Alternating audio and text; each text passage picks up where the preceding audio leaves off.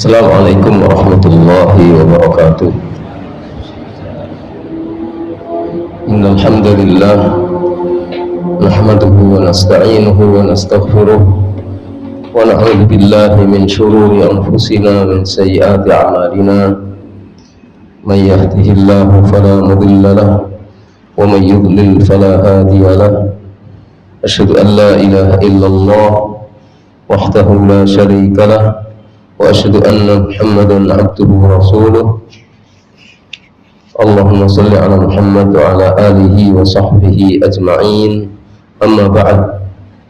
Ikhwan fid din wa al-akhwat rahimani wa rahimakumullah.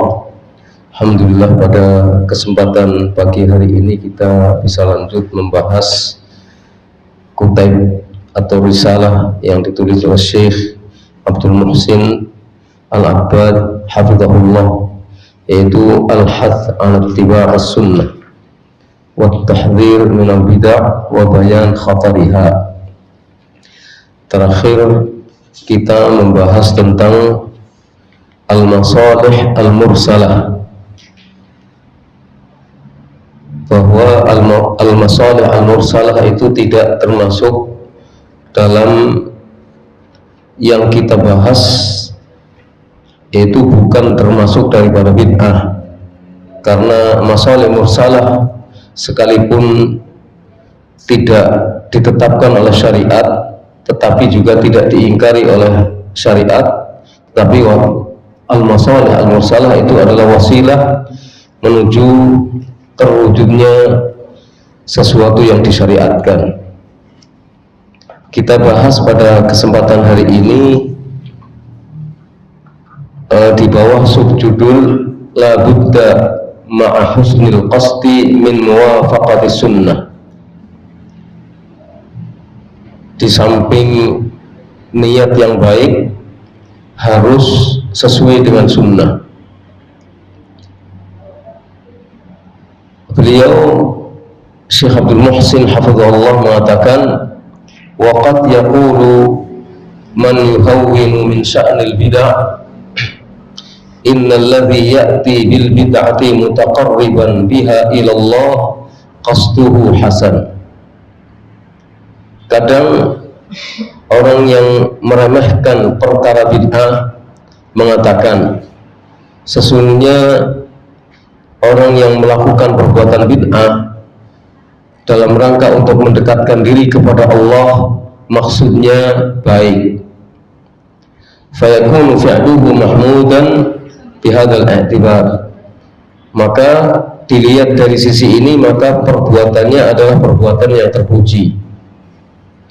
Wal jawab, jawabannya adalah annahu la budda ma'a husnil qasdi an yakuna al-amalu muwafiqan lis-sunnah. Kita jawab bahwa di samping niat yang baik itu, amal perbuatan yang dilakukannya harus sesuai dengan sunnah.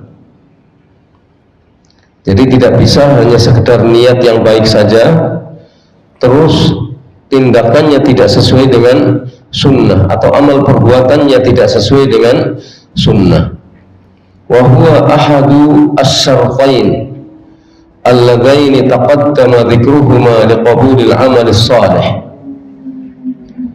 Dan ikhlas itu adalah salah satu di antara dua syarat yang sudah disebutkan di muka bagi diterimanya amal yang saleh, yaitu al-ikhlasu lillah wal mutaba'atu li rasulih sallallahu alaihi wasallam. Yang pertama ikhlas karena Allah, yang kedua mengikuti Rasulullah sallallahu alaihi wasallam. Jadi tidak cukup hanya ikhlas, ikhlas hanya salah satu syarat diterimanya amal. Tapi syaratnya itu ada dua, ikhlas dan ittiba' kepada Rasulullah SAW. Sudah dikemukakan di muka di dalam risalah yang kita bahas, misalnya ayat yang Allah firmankan, liyabluwakum ayyukum ahsanu amala, untuk menguji kalian siapakah yang amal perbuatannya itu paling baik. Dijelaskan oleh Al-Fudail Ibn Iyad bahwa yang disebut sebagai yang paling baik amalnya adalah yang paling sesuai dengan sunnah dan yang paling ikhlas. Jadi amalan yang paling baik, amalan yang baik itu adalah amalan yang ikhlas karena Allah dan sesuai dengan sunnah. Itu kita tidak akan ulang lagi pembahasannya, tapi kita akan membaca selanjutnya. Waqad marra al-haditsu ad-dallu ala raddil bid'ah al-muhdatsah ala sahibiha.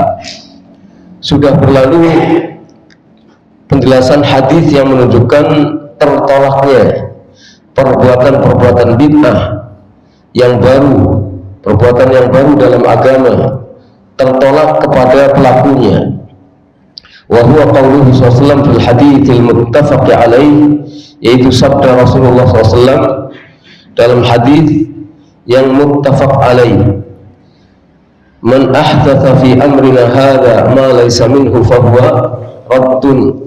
Barang siapa yang mengadakan perkara baru dalam urusan agama kami ini, apa yang tidak termasuk dalam urusan agama kami ini, maka ia tertolak. Jadi tidak akan diterima perbuatan yang direkayasa oleh manusia dalam rangka untuk beribadah kepada Allah, padahal tidak ada contohnya dari Rasulullah Sallallahu Alaihi Wasallam. Wa fi lafzi di Muslim, dalam satu lafaz riwayat Imam Muslim, beliau sallallahu alaihi wasallam bersabda, man amila amalan laisa alaihi amruna fahuwa raddun. Barang siapa yang mengamalkan suatu amalan yang padanya tidak ada contoh dari syariat kami, maka ia tertolak. Jadi hadis ini jelas menunjukkan bahwa sesuatu yang baru tidak ada contohnya dari Rasulullah SAW terkait dengan masalah agama, maka itu tertolak.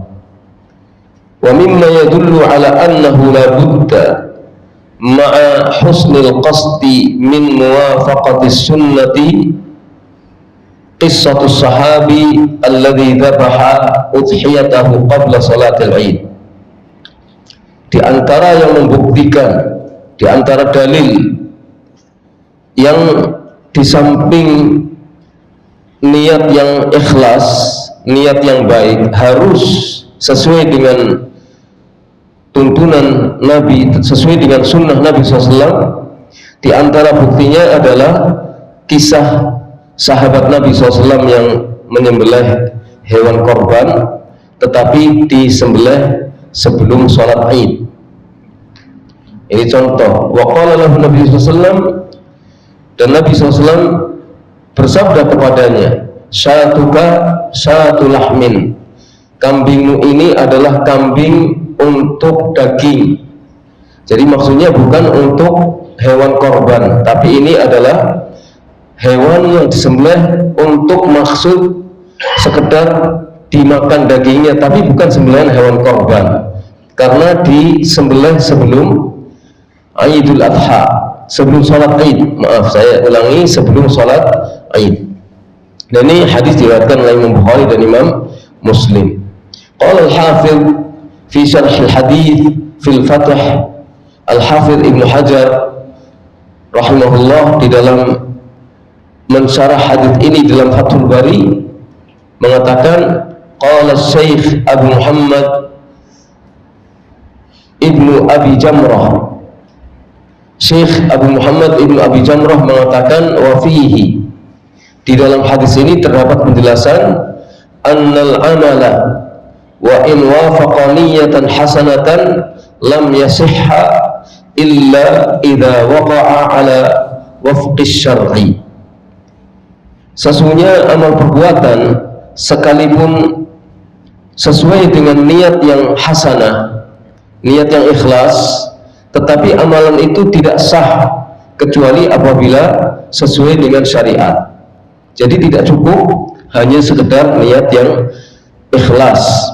Kita banyak mendengar sebagian orang mendengar jangan dilihat perbuatannya, lihat dulu, mungkin dia maksudnya adalah ikhlas. Jadi jangan dicela dulu, karena mungkin dia melakukannya ikhlas, barangkali dia lebih ikhlas daripada kita. Yang kita permasalahkan bukan masalah ikhlas atau tidak ikhlas. Kalau masalah ikhlas itu urusannya adalah urusan pelakunya dengan Allah SWT. Yang kita masalahkan adalah amalannya sesuai dengan tuntunan Nabi atau tidak. Kalau sesuai, berarti itu amalannya sudah sesuai dengan ajaran Islam, ajaran yang diajarkan oleh Rasulullah SAW. Ikhlas itu urusan lain, urusan dia dengan Allah SWT. Tapi sesuai enggak dengan ajaran Islam? Kalau sesuai, alhamdulillah. Kalau tidak, ya kalau kita lihat dan kita punya kemampuan untuk menegurnya, maka kita harus tegur.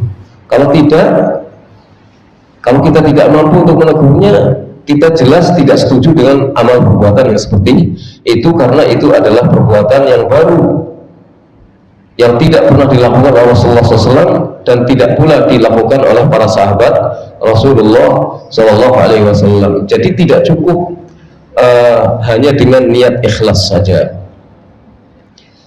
Wa yadullu lidzalika aidan ma fi Sunan ad-Darimi. Ada dalil yang lain yang terdapat di dalam Sunan ad-Darimi bi isnadin sahih, kata beliau sanadnya sahih. Anna Abdullah bin Mas'ud radhiyallahu anhu jaa ila unasin mutahalliqin fil masjid. Beliau Abdullah bin Mas'ud radhiyallahu anhu datang ke sekelompok orang yang sedang melakukan halaqah di masjid. Ada halaqah, mereka itu orang-orang yang sedang berhalaqah di masjid. Wa bi aydihim hasa, di tangan mereka ada kerikil. Mereka memegang kerikil. Wa fihim rajulun, di tengah mereka ada seseorang yaqul, mengatakan kepada jamaahnya, kabbiru mi'ah, bertakbirlah 100 kali. Fayukabbiruna mi'ah, kemudian mereka yang berhalaqah itu bertakbir 100 kali. Ya'uduna bil hasa, mereka menghitung 100 itu dengan kerikil, dengan batu kerikil. Wa yaqulu, orang ini pemimpinnya mengatakan lagi, hallilu mi'ah, bertahlillah 100 kali. Sabbihu mi'ah kadzalik, bertasbihlah 100 kali juga. Nah, Ibnu Mas'ud melihat orang-orang yang sedang berhalaqah dan sedang melakukan kegiatan zikir seperti ini. Fawaqafa alaihim, lalu Ibnu Mas'ud berhenti. Faqala, lalu berkata kepada mereka, ma hadzal ladzi arakum tasna'un, apa ini yang sedang aku lihat kamu lakukan? Kamu sedang melakukan apa? Qalu, mereka menjawab, ya Aba Abdurrahman, hasa na'uddu bihi at-takbira wat-tahlila wat-tasbiha. Wahai Aba Abdurrahman, kerikil yang dengannya kami menghitung takbir, tahlil dan tasbih. Takbir Allah Akbar, tahlil la ilaha illallah, tasbih subhanallah. Qala, ketika mereka menjawab bahwa ini adalah batu kerikil yang kami gunakan untuk menghitung jumlah takbir, tahlil dan tasbih, qala, maka Ibnu Mas'ud menjawab, fa'uddu sayyi'atikum fa ana dhaminun alla yadhi'a min hasanatikum syai'un. Hitunglah oleh kalian keburukan-keburukan kalian.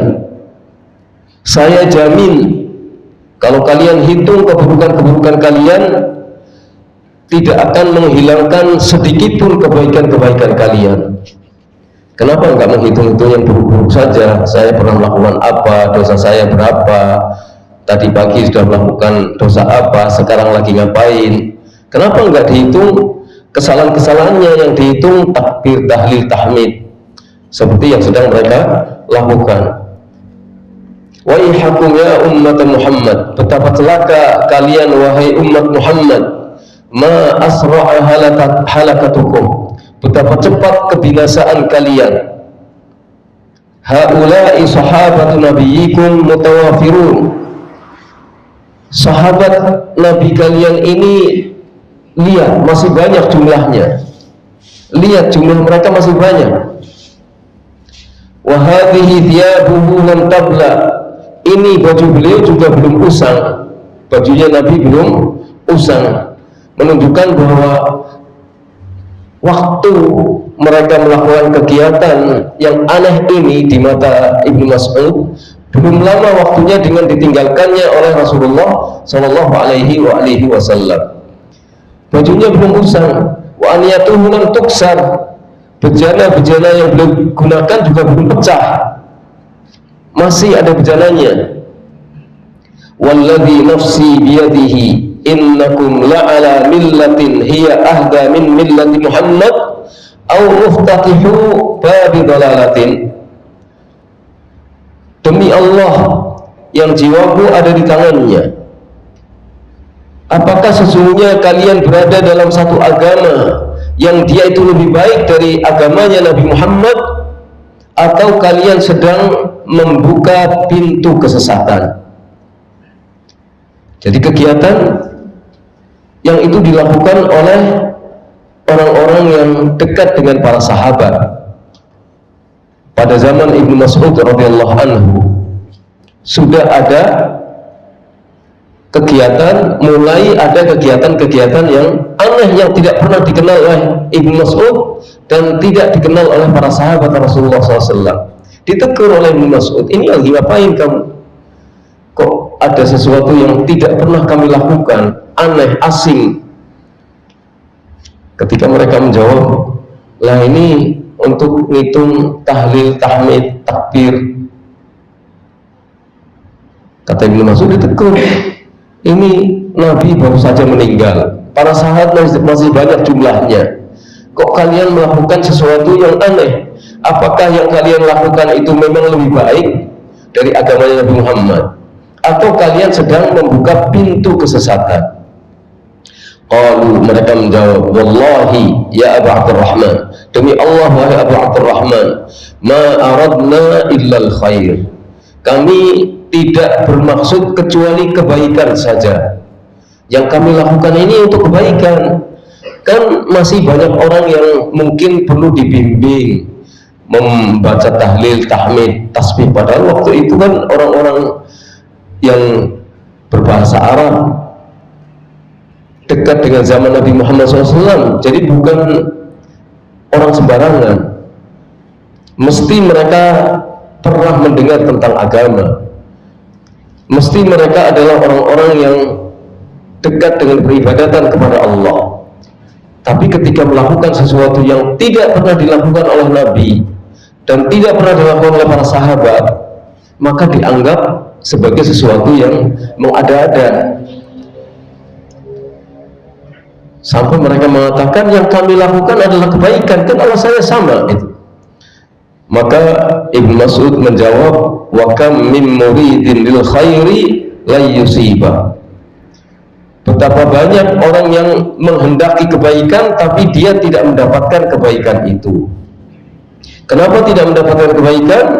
Ya karena dia menganggap ini ibadah yang berpahala di hadapan Allah, padahal itu bukan berpahala. Kegiatan itu adalah kegiatan yang baru, yang bertentangan atau yang tidak sesuai dengan tuntunan Nabi Muhammad SAW. Dan amalan yang baru yang tidak dicontohkan oleh Nabi SAW dalam rangka beribadah pada Allah, maka itu tertolak sebagaimana hadis yang sudah kita kemukakan di depan. Dan ini, kisah ini dimuat di dalam silsilah sahihah Syekh Al-Albani nomor 2005. Nah, jadi tidak cukup hanya sekedar niat yang ikhlas saja. Ikhlas itu penting, amalan batin, tapi juga harus didukung dengan amalan lahir yang sesuai dengan tuntunan Nabi Muhammad SAW. wasallam. Berikutnya, khatarul bid'ah wa bayan annaha ashaddu minal ma'asi. Ini juga hal yang asing di telinga orang-orang pada umumnya, yaitu tentang bahayanya bid'ah. Secara garis besar, secara umum mungkin orang itu menganggap bahwa bid'ah itu perbuatan yang berbahaya. Makanya kalau kita sebut istilah bid'ah, marah itu, menunjukkan bid'ah itu perkara yang berbahaya. Cuma tidak mengerti yang bid'ah yang mana, yang tidak, yang seperti apa. Dijelaskan di sini bahayanya bid'ah dan penjelasan bahwa bid'ah itu lebih dahsyat daripada kemaksiatan. Ini yang orang awam mungkin tidak memperhatikan masalah ini. Wal bid'ah khataruha kabir. Bid'ah itu bahayanya besar. Wa khatfuha jasim. Urusannya itu bukan sembarangan. Urusan bid'ah itu bukan urusan biasa, tapi urusan yang sangat besar. Wal musibatu biha 'azimah. Musibah dengan bid'ah ini adalah musibah yang besar, yang luar biasa. Bukan biasa, tapi luar biasa. Karena kalau bid'ah itu yang rusak agama, kalau maksiat yang rusak adalah pribadi, yang rusak adalah manusia. Tapi kalau bid'ah yang rusak adalah agama. Kalau bid'ah itu sudah diakui sebagai satu kebenaran, diyakini sebagai satu kebaikan, dan semua orang sudah mengakuinya, berarti agamanya sudah berubah. Agamanya yang semula utuh diajarkan oleh Nabi berubah menjadi agama yang bukan Nabi, diyakini sebagai agama Nabi. Berbahaya. Wahia asyaddu khataran min adz-dzunubi wal ma'asi. Dan bid'ah ini lebih berbahaya daripada dosa dan kemaksiatan. Artinya dosa yang bukan bid'ah. Li'anna sahibal ma'siyah ya'lamu annahu waqa'a fi amrin haram fayatrukuhu wa yatubu minhu. Karena pelaku maksiat itu tahu, ketika dia melakukan kemaksiatan, dia tahu bahwa dia terjerumus ke dalam perkara haram. Mana ada orang yang mengatakan bahwa zina itu halal? Nggak ada orang yang mengatakan zina itu halal. Maka kalau dia terjerumus dalam perzinaan, dia tahu bahwa dia dosa. Dia berusaha untuk bertaubat. Kadang-kadang hawa nafsunya ingin dia jiwanya ingin bertaubat, tapi hawa nafsunya terus mendorong dia untuk tetap terjerumus dalam perbuatan dosa. Nonton misalnya, nonton perempuan misalnya, orang laki-laki nonton perempuan, tahu itu dosa, itu maksiat, makanya dia berusaha untuk bagaimana sih cara tidak maksiat. Kok sulit sekali menghindari kemaksiatan seperti ini, karena tahu dia itu maksiat. Pelakunya tahu kalau dia terjerumus dalam perbuatan haram. Mencuri, itu semua orang tahu bahwa itu adalah satu kejahatan dan perbuatan yang haram. Minum khamr, tahu bahwa itu adalah perbuatan yang haram. Fayatrukuhu wa yatub minhu, sehingga dia meninggalkan. Artinya dia mempunyai keinginan untuk meninggalkannya dan bertaubat daripadanya. Ada yang bisa, ada yang insya Allah bisa kalau sungguh-sungguh, karena dia sudah sadar bahwa dia terjerumus dalam perbuatan haram. Terus ketika dia sadar, dia akan meninggalkannya atau bertekad untuk meninggalkannya dan bertekad untuk bertaubat dari perbuatan itu. Itu maksiat. Wa amma sahibul bid'ah, adapun pelaku bid'ah, fa innahu yara annahu ala haqqin, maka dia memandang bahwa dia berpegang pada sesuatu yang hak. Nggak ada pelaku bid'ah itu mengatakan bahwa kami pelaku bid'ah, tapi yang dia katakan adalah kami menjalankan hak, oh ini baik, masa nggak boleh? Tahlil itu kan baik, tahmid itu kan baik, takbir itu kan baik, ibadah ini kan baik, masa nggak boleh melakukannya? Maka mereka yakin bahwa mereka berada di atas kebenaran.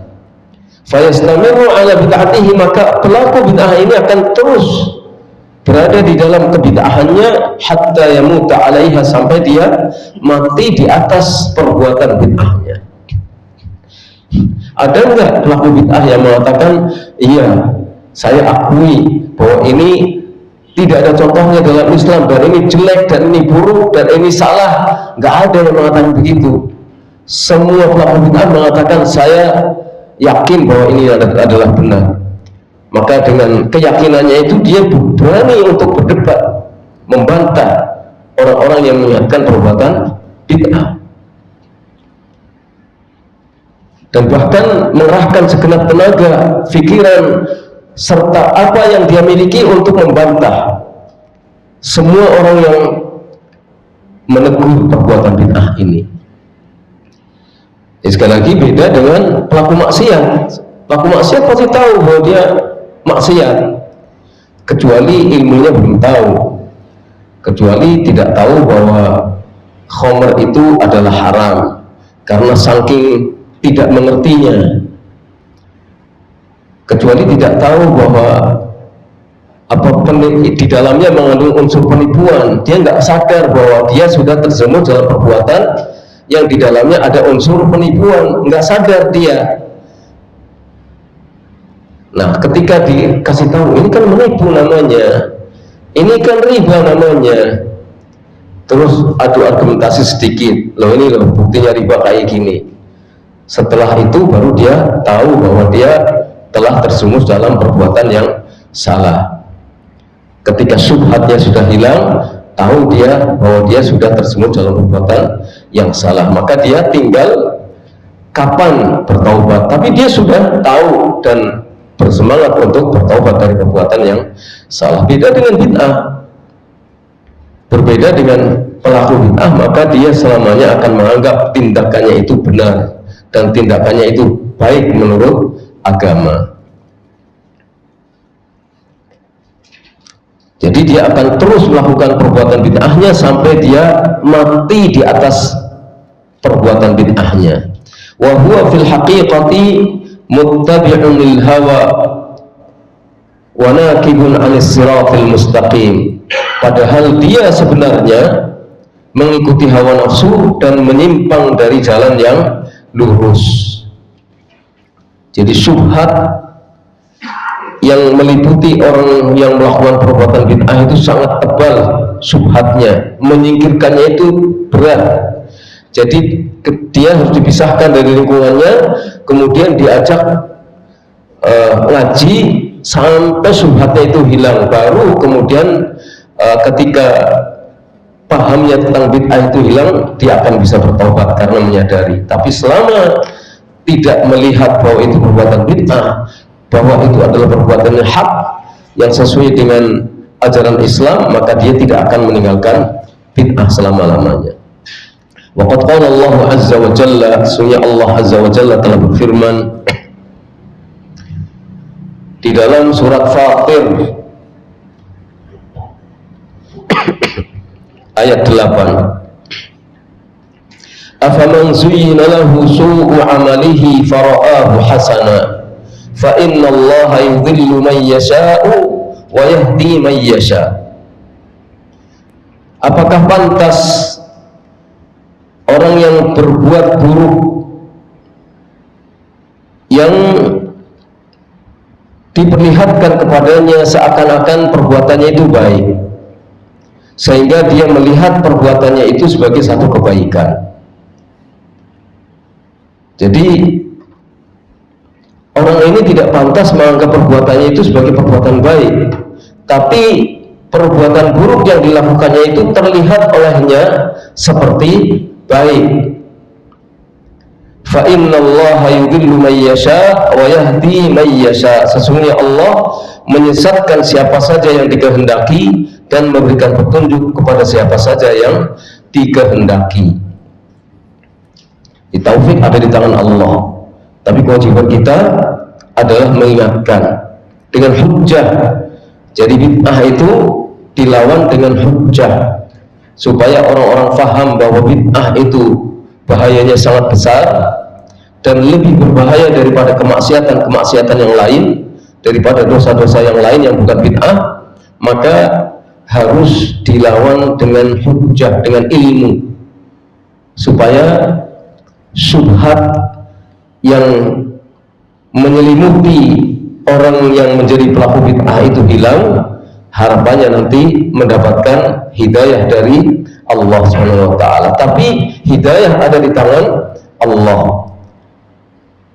Jadi orang yang amal perbuatan buruknya diperlihatkan seakan-akan amalnya itu baik, sehingga dia menganggap baik dan terus dalam perbuatan yang buruk itu, maka sekarang kemenangan untuk memberikan taufik hanya ada di tangan Allah Subhanahu wa taala saja. Kalau kita memikir ini, terasa ringan beban kita, Pak, jamaah sekalian. Jadi kalau kita memahami bahwa taufik ada di tangan Allah dan kita hanya sekedar menjelaskan, menyampaikan saja, maka beban menjadi terasa ringan. Kita tidak akan bisa memaksakan diri kita. Pokoknya orang itu harus dapat taufik, bisa, bukan urusan kita kalau taufik. Tapi pokoknya kita harus menjelaskan kepada orang itu. Menerima penjelasan atau tidak menerima penjelasan, kita sudah lepas dari beban kewajiban ini. Ini firman Allah dalam surat Fatir ayat 8. Wa qala afaman kana ala bayyinatin min rabbih kaman zuyyina lahu su'u amalihi wattaba'u ahwa'ahum. Apakah orang yang berpijak pada keterangan yang benar dari Allah Rabbnya itu laksana orang yang amal perbuatan buruknya, laksana orang yang amal perbuatan buruknya diperlihatkan kepada dirinya seakan-akan baik dan mengikuti hawa nafsunya. Apakah sama di antara dua orang itu, yang selalu berpijak pada kebenaran yang datang dari Allah dengan orang yang amal buruknya terlihat seperti baik dan selalu mengikuti hawa nafsunya? Ini adalah pertanyaan dari Allah Subhanahu wa taala, yang jawabannya sudah jelas, yaitu bahwa yang mengikuti bukti dan keterangan dari Allah itulah yang lebih baik. Wa qala wa la tattabi'il hawa fayudillaka an sabilillah. Allah juga berfirman dalam surat Shad ayat 26. Surat Shad ayat 26, surat Shad surat nomor 38. Wala tattabi'il hawa, jangan engkau ikuti hawa nafsu, fayudillaka, sehingga hawa nafsumu itu akan menyesatkan kamu dari jalan Allah. Wa qala surat Al-Qasas ayat 50, wa man adallu mimman ittaba'a hawahu bighairi hudan minallah. Tidak ada yang lebih sesat daripada orang yang mengikuti hawa nafsunya tanpa petunjuk dari Allah. Jadi ayat-ayat ini menjelaskan kepada kita hendaknya kita menjadi pribadi-pribadi yang pasrah kepada ketetapan-ketetapan hukum Allah SWT yang dibawa oleh Nabi kita Muhammad SAW. Jadi tidak menjadikan hawa nafsu kita di depan, tapi menjadikan Al-Quran dan Sunnah, petunjuk-petunjuk Allah dan petunjuk Nabi SAW ada di depan. Keinginan kita ikutkan di belakangnya, bukan kita paksakan hawa nafsu kita di depan, kemudian Al-Quran dan Sunnah di belakang kita. Bukan begitu, tetapi Al-Quran dan Sunnah kita jadikan sebagai imam bagi kita. Kemanapun kita berjalan, mengikuti Al-Quran dan Sunnah.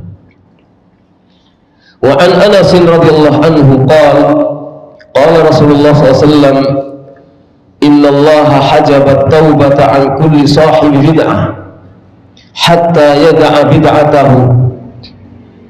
Dari Anas radhiyallahu anhu, beliau mengatakan Rasulullah SAW bersabda, innallaha hajaba at-taubah, sesungguhnya Allah menutup taubat dari setiap pelaku bid'ah sampai dia mau meninggalkan bid'ahnya. Pintu taubat, keinginan untuk bertaubat itu tertutup, tidak ada lagi, tidak ada kemauan untuk bertaubat karena pintu taubat ditutup oleh Allah dari setiap pelaku bid'ah sampai orang itu mau meninggalkan bid'ahnya. Ini hadis ini dipaparkan oleh Al-Munziri di dalam kitabnya At-Targhib At-Tarhib tentang At-Tarhib min tarkis sunnati wa irtikabil bid'ah wal ahwa, terkait dengan ancaman meninggalkan sunnah dan ancaman melakukan perbuatan bid'ah dan mengikuti hawa nafsu. Wa qala rawahu Tabrani, beliau mengatakan hadis ini diriwayatkan oleh Imam Tabrani wa isnaduhu hasan. Dan kita dipersilahkan untuk melihat as-silsilah as-sahihah li Syekh Al-Albani nomor 1620. Kalau punya terjemahan dari silsilah sahihah, ada terjemahannya apa enggak? Tapi ada dimuat di dalam silsilah sahihah dengan lafaz innallaha tajaza at-taubata an sahibi kulli bid'atin, sesungguhnya Allah menutup taubat dari pelaku setiap bid'ah. Jadi sulit pelaku bid'ah itu untuk bertaubat. Kalau dia masih dalam suasana tidak mengerti benar-benar bahwa dia telah terjerumus dalam perbuatan bid'ah, maka itu masih mudah karena dia tidak tahu. Jadi orang yang jahil, tapi jahilnya itu adalah jahil yang ringan, jahil bodoh, tidak mengerti tapi ringan, yaitu orang yang benar-benar tidak tahu bahwa dia telah melakukan sesuatu yang salah. Ini akan lebih mudah untuk diingatkan daripada orang yang ketidakmengertiannya itu adalah ketidakmengertian karena mengerti, itu yang dikatakan sebagai jahlun murakkab, kebodohan yang sudah berlipat. Jadi kebodohannya ditutupi oleh kemengertiannya. Dia merasa mengerti padahal dia tidak mengerti. Kan mengenaskan yang seperti itu. Merasa dirinya tahu padahal tidak tahu. Tapi orang yang benar-benar awam yang tidak tahu kemudian mendapatkan hidayah dari Allah SWT, mendengarkan kajian, mendengarkan penjelasan para ulama, para masyayikh, lalu terbuka pintu hatinya, oh iya selama ini saya salah, maka terbuka hatinya. Karena apa? Karena dia tidak mengertinya, benar-benar tidak mengerti. Itu yang disebut sebagai jahlun pasif, tidak mengerti tapi bobot ketidakmengertiannya itu ringan. Benar-benar bodoh tidak mengerti itu ringan kebodohannya itu. Tapi orang yang bodoh karena tidak mau belajar, entah apa alasannya, padahal seharusnya dia belajar, nekat dalam ketidakmengertiannya, ini yang dinamakan jahlun murakkab, yang apa istilahnya, yang berlipat kebodohannya, bukan kebodohan yang ringan. Nah ini jadi kita perlu melihat diri kita sendiri, apakah selama ini kita sudah bersih dari perbuatan-perbuatan yang bertentangan dengan ajaran Rasulullah SAW atau tidak. Dari mulai yang paling kecil sampai kepada yang paling besar. Dari yang terbesar kemudian kita lihat detail-detailnya dari global dulu, kemudian kita mulai lihat detail-detail daripada ibadah-ibadah kita.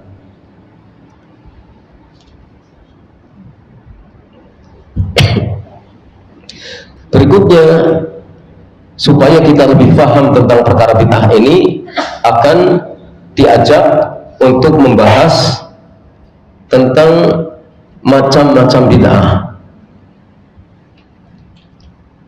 Syekh Abdul Muhsin hafizahullah mengatakan al-bid'u i'tiqadiyatun wa fi'liyatun wa qawliyatun. Bid'ah itu adalah ada yang bersifat i'tiqadiyah, keyakinan, ada yang bersifat fi'liyah, perbuatan, ada yang bersifat qauliyah, perkataan. Coba, jadi macamnya itu bid'ah itu ada i'tiqadiyah, ada fi'liyah, ada qauliyah, seperti halnya Islam, seperti halnya iman. Seperti halnya Islam itu ada Islam yang merupakan keyakinan, ada yang merupakan perbuatan, ada yang merupakan perkataan. Wal bid'ah anwa'. Bid'ah itu macam-macam. Ada i'tiqadiyatun yang bersifat keyakinan, wa qauliyatun ada yang bersifat perkataan, wa fi'liyatun ada yang bersifat perbuatan. Saya ulangi, keyakinan, perkataan, perbuatan meliputi semua kehidupan kita. Wal fi'liyatu zamaniyatun wa makaniyatun. Sedangkan perbuatan bid'ah yang bersifat fi'liyah, perbuatan itu ada yang terkait dengan zaman, waktu, ada yang terkait dengan tempat. Perbuatan bid'ah yang sifatnya perbuatan ada yang terkait dengan waktu, ada yang terkait dengan tempat. Kita mulai dulu dari fa'ammal bid'ahul i'tiqadiyah. Adapun perbuatan bid'ah yang bersifat i'tiqadiyah, keyakinan. Keyakinannya bid'ah. Keyakinannya bid'ah. Famithlu bid'ahil khawarij wal rawafid wal mu'tazilati wa ghairihim mimman ta'wiluhum ala ilmil kalam. Contoh di antara bid'ah i'tiqadiyah, i'tiqadnya bid'ah, contohnya adalah bid'ahnya khawarij. Orang-orang khawarij bid'ahnya terkait dengan keyakinan, dia meyakini, tapi keyakinan itu adalah keyakinan yang bid'ah, meyakini sesuatu tapi keyakinannya itu tidak sesuai dengan keyakinan yang diajarkan oleh Rasulullah Shallallahu Alaihi Wasallam. Itu khawarij. Warrawafid, begitu juga Syiah Rafidah. Orang-orang Rafidah, orang Syiah Rafidah, bid'ah mereka ya tentu ada bid'ah yang qauliyah, ada bid'ah fi'liyahnya, tapi intinya bid'ah mereka itu terletak pada keyakinan mereka. Keyakinannya bid'ah. Jadi kalau sudah seperti ini, sudah merupakan keyakinan, kan letaknya di dalam hati keyakinan, nggak bisa dirubah, kecuali dia berubah keyakinannya, akan mengakar terus itu kalau sudah ditanamkan ke dalam diri orang-orang yang menjadi pengikut khawarij atau rafidah, susah dihilangkan kecuali keyakinannya berubah. Wal mu'tazilah, begitu juga bid'ahnya orang mu'tazilah, keyakinan orang-orang mu'tazilah. Orang khawarij itu kan yang meyakini bahwa pelaku dosa besar hukumnya kafir, itu karena keyakinan. Pelaku dosa besar hukumnya kafir. Ketika kafir maka dia khulud, kekal ada di dalam neraka. Ini keyakinan mereka. Sudah merupakan keyakinan setiap perbuatan dosa dianggap besar. Kalau sudah dosa besar, kafir pelakunya. Kalau sudah kafir, pasti dia kekal di dalam neraka. Kalau tidak bertobat, dia akan kekal di dalam neraka. Ini salah satu di antara keyakinan khawarij yang paling menonjol. Rafidah, ya keyakinannya adalah keyakinan orang-orang zindik yang menyimpan dendam kesumat kepada Islam dan kaum muslimin, tapi yang terlihat dari lahirnya seakan-akan mereka adalah cinta ahlu bait, cinta ahlu bait, Ali bin Abi Thalib serta keturunan Ali bin Abi Thalib. Padahal nggak ada kecintaan kepada Ali, nggak ada kecintaan kepada ahli bait. Makanya kaum Rafidah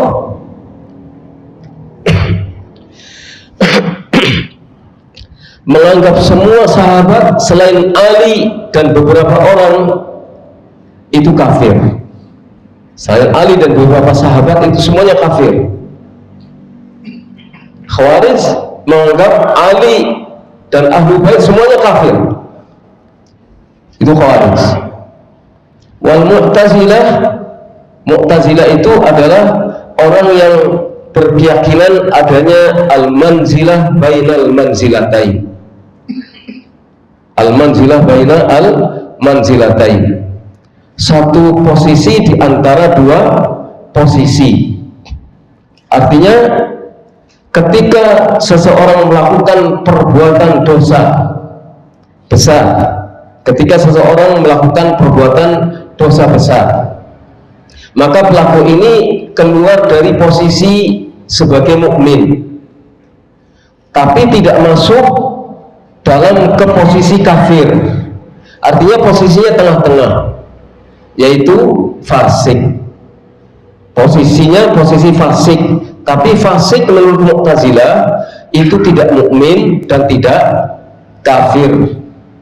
Dia tidak disebut sebagai orang mukmin, tapi dia tidak disebut sebagai orang kafir, namanya fasik menurut Mu'tazilah.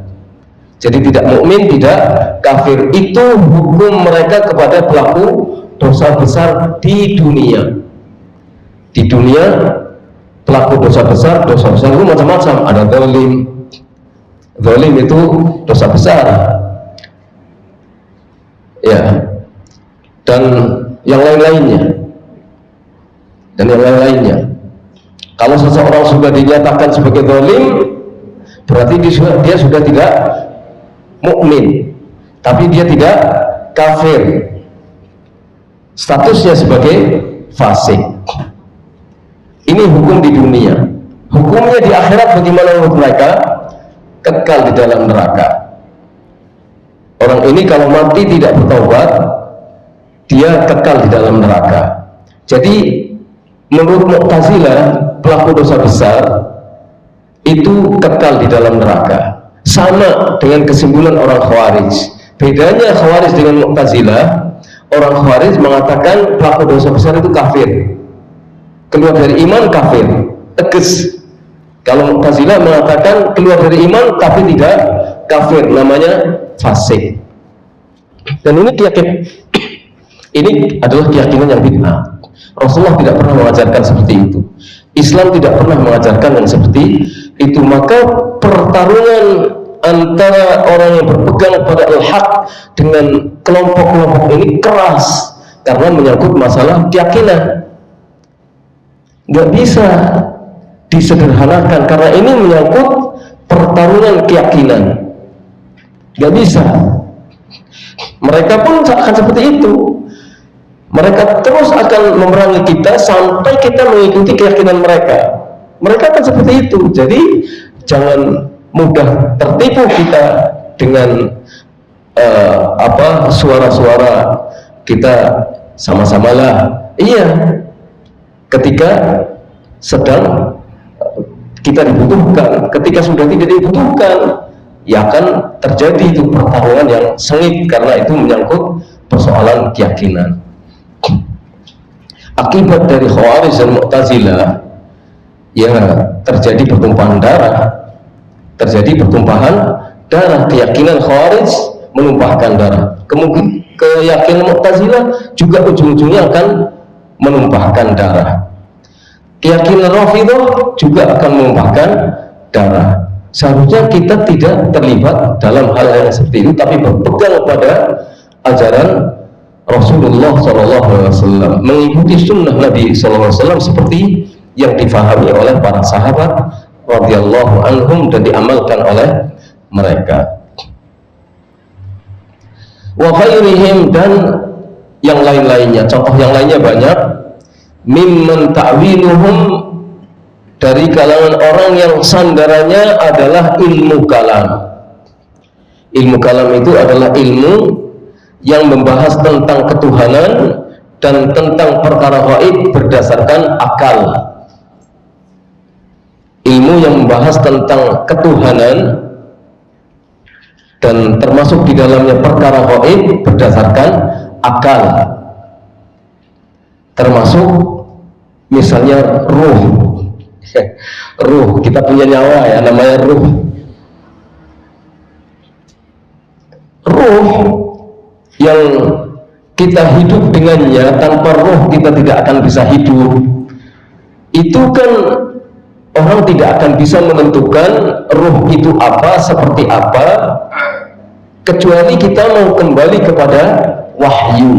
Nggak bisa dengan akal pikiran, tapi mereka membahasnya dengan akal pikiran. Makanya nggak pernah ketemu tentang ruh itu apa. Akan ada dua kelompok manusia yang membahas tentang ruh. Satu membahas tentang ruh, diartikan ruh itu mirip dengan fisik manusia, atau dia bagian dari fisik manusia. Karena dengan akal, sebagian yang lainnya mengatakan enggak, beda, sama sekali beda. Makanya kalau ditanya ruh itu seperti apa, ruh itu ya tidak di dalam badan, tidak di luar badan, tidak dari luar masuk ke dalam badan, tidak dari dalam keluar, memisahkan diri dari badan, tidak gerak, tidak diem, dan seterusnya. Ada kelompok orang yang seperti itu, dan seterusnya. Jadi itu kelompok-kelompok yang bersandar kepada ilmu kalam. Wa fihim man ta'wiluhum ma'a dzalika 'ala riwayatil makdzubah. Di tengah mereka, di samping bersandar kepada ilmu kalam, juga bersandar kepada riwayat-riwayat dusta. Ini berbahaya. Satu bersandar kepada akal, satu bersandar kepada riwayat-riwayat yang dusta. Ketika riwayat-riwayat yang sahih bertentangan dengan akal, dikedepankan akalnya. Riwayat-riwayat yang sahih itu dinomorduakan, harus mengikuti akal, harus mengikuti pemahaman akal saya. Nah itu artinya dia mengedepankan akalnya. Kemudian bersandar kepada riwayat-riwayat yang dusta. Kan banyak sekarang itu. Misalnya cerita tentang sahabat Nabi SAW. Sandangannya riwayat-riwayat yang dusta. Justru yang dipercaya adalah riwayat-riwayat yang dusta, bukan riwayat-riwayat yang sahih. Makanya jadi bingung orang itu. Itu Muawiyah dulu dengan Ali gimana? Sebenarnya Aisyah dengan Ali bagaimana? Muawiyah dengan Ali bagaimana? Siffin bagaimana? Jamal bagaimana? Karena sandarannya di samping dengan perasaan, sudah terpengaruh oleh polahnya orang-orang Rafidhah dan orang-orang Khawarij. Terus yang jadi sandarannya adalah riwayat-riwayat yang dusta, dan tidak pernah husnudzon itu, tidak pernah husnudzon. Jadi terjerumuslah dalam perkara-perkara yang baru dalam urusan agama, yang tidak pernah diajarkan oleh Nabi dan tidak diikuti oleh para sahabat Nabi SAW. Itu jadi ini adalah bid'ah dalam masalah keyakinan. Sedikit lagi nih. Habis ini minta izin. Qala Ibnu Abdul Bar fi Jami' Bayan al-Ilmi wa Fadlih. Ibnu Abdul Bar di dalam kitabnya Jami' Bayan al-Ilmi wa Fadlih mengatakan, ajma'a ahlul fiqhi wal athar min jami'il amsar anna ahlal kalam ahlu bid'in wa zayghin wa la yu'adduna 'inda al-jami' fi jami'il amsar fi tabaqatil ulama wa innamal ulama'u ahlul athar والتفقه فيه ويتفاضلون فيه بالإتقان والميز. Seluruh ahli fikih, ulama ahli fikih dan ahlul athar. Ulama-ulama ahli fikih adalah ulama-ulama ahli hukum Islam. Ahlul athar adalah ulama-ulama yang menguasai athar, hadis-hadis Nabi dan athar-athar para sahabat, dari seluruh penjuru dunia. bersepakat, mereka semuanya bersepakat. Ini kata Ibnu Abdul Bar, bahwa ahlul kalam adalah ahli bid'ah dan orang-orang yang menyimpang. Mereka ahlul kalam adalah ahli bid'ah dan orang menyimpang. Kalau kita lihat Imam Syafi'i dalam riwayat-riwayat, misalnya di dalam Manaqib Asy-Syafi'i karya Imam Al-Baihaqi, Al-Baihaqi itu termasuk tokoh Syafi'iyah. Dikemukakan bagaimana pernyataan-pernyataan Imam Syafi'i, penentangannya terhadap ahlul kalam. Keras penentangan Imam Syafi'i terhadap ahlul kalam, bahwa mereka adalah orang-orang bingung, ahli bid'ah. Dan banyak yang ditundukkan oleh Imam Syafi'i, ulama-ulama yang ahlul kalam yang ditundukkan oleh Imam Syafi'i akhirnya menjadi pengikut Imam Syafi'i. Termasuk diantaranya adalah Imam Al-Muzani. Dulunya sebelum Imam Syafi'i datang, beliau banyak terpengaruh oleh ilmu kalam. Begitu Imam Syafi'i datang, lepaskan ilmu kalam dan kemudian mengikuti sunnah. Imam Al-Muzani, tokoh Syafi'iyah yang sangat terkenal karena beliau mempunyai mukhtasar yang menjadi rujukan mazhab Syafi'iyah. Jadi sepakat mereka bahwa ahlul kalam ahli bid'ah dan orang-orang yang menyimpang. Wala yu'addun 'indal jami' fi jami'il ansar, dan mereka ahlul kalam itu menurut semua ulama di semua tempat itu tidak terhitung fi tabaqatil ulama, tidak terhitung dalam jajaran ulama. Ahlul kalam sepandai apapun mereka, sehebat apapun ilmunya, kata beliau Ibnu Abdul Bar, semua ulama ahli fikih dan ahlul athar sepakat tidak menghitung mereka termasuk dalam jajaran ulama. Jadi ulama itu bukan sekedar pintar agama. Ulama itu adalah orang yang khusyuk, yang melaksanakan ilmunya. Itu baru ulama. Ya, sekedar pintar-pintar ngomong tidak bisa disebut, tidak boleh terburu-buru disebut sebagai ulama. Wa innamal ulama'u ahlul athar wa tafaqquh fi. Tapi ulama itu adalah orang yang mengikuti athar Nabi SAW, yang bertafakuh, mendalami tentang athar Nabi SAW, jejak-jejak Nabi, hadis-hadis Nabi SAW. Wa yatafadhaluna fi, tapi mereka bertingkat-tingkat. Tingkatnya mereka bertingkat-tingkat dalam kemantapannya maupun di dalam kedudukannya. Kan manusia tidak sama kecerdasannya dan tidak sama pengetahuannya, tapi mereka mempunyai prinsip yang sama, sepakat dalam satu hal, mengikuti sunnah Nabi SAW.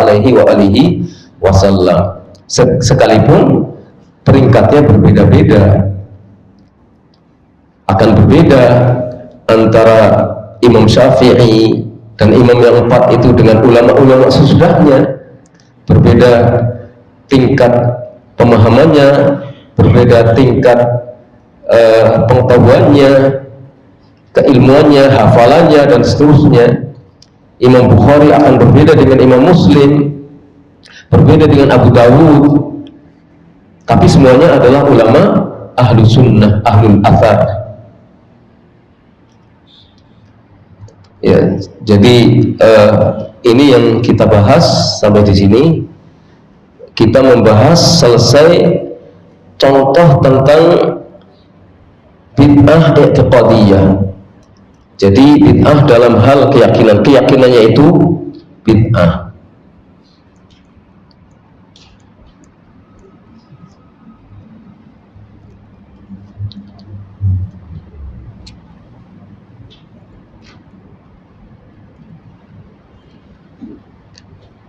Nanti kita akan lanjut pada pembahasan al-bid'ahul qauliyah, bid'ah yang bersifat perkataan itu apa saja, contohnya seperti apa, supaya dengan demikian kita akan bisa gunakan sebagai alat ukur apakah kita sudah sunnah, atau seberapa besar ikut kita kepada sunnah, dan masih ada beberapa hal yang misalnya kita masih dipertanyakan apakah dalam sunnah atau dalam perbuatan yang berbeda dengan sunnah. Jadi kita perlu untuk meneliti diri kita senantiasa supaya kita tidak terjerumus dalam perbuatan-perbuatan yang bid'ah. Ini saja, saya mohon maaf, mau takziah. Nas'alullah lana wa lakum taufiq. Sallallahu ala Muhammad wa ala alihi wa sahbihi ajma'in. Subhanakallahumma hamdika asyhadu an la ilaha illa anta astaghfiruka wa atubu ilaik. Assalamualaikum warahmatullahi wabarakatuh.